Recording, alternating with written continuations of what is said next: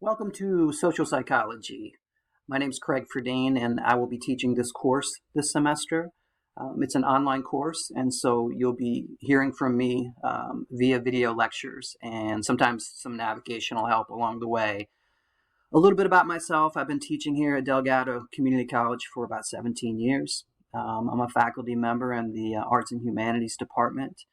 I teach many psychology courses. Intro to Psychology is one that I've taught that I teach every semester multiple times, and teach this course, social psychology, teach forensic psychology, child psychology, and I've probably taught all the other psychology courses that we teach here at Delgado at some point in the past: abnormal psych, developmental psych. So anyways, a little bit about our course. What is social psychology? What are we talking about? And if you take a look here, there's kind of three components that we can break it down into. So the scientific study of, keyword there, scientific.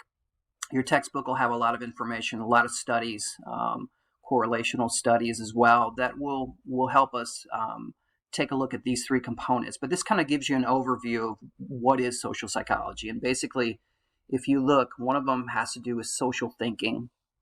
How do we perceive ourselves? How do we perceive others? In other words, how do we interpret other people as we're interacting with them, and how are they interpreting us? And then what is the reality between those two? What's really taking place, and how to get at that and better understand it? What is our belief system, and how does that affect our interactions with other people and how we socially think? Judgments that we make, our attitudes, all these things have to do with a kind of a personal aspect of how we interpret those environments, how we interpret those people around us.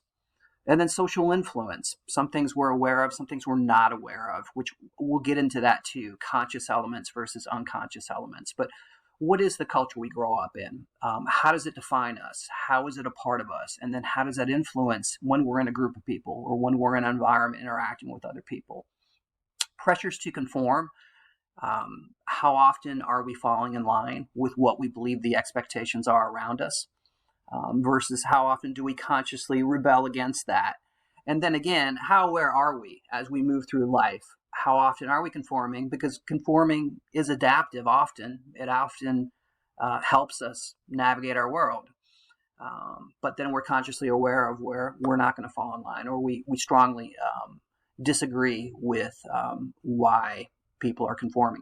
Are we easily persuaded? And that's under social influence as well. And what are some of the elements of persuasion? How do we influence other people, persuade people, whether that's in a debating situation, whether that's in being persuaded to buy a product? And we'll look at those. What are the ways people are socially influenced and persuaded?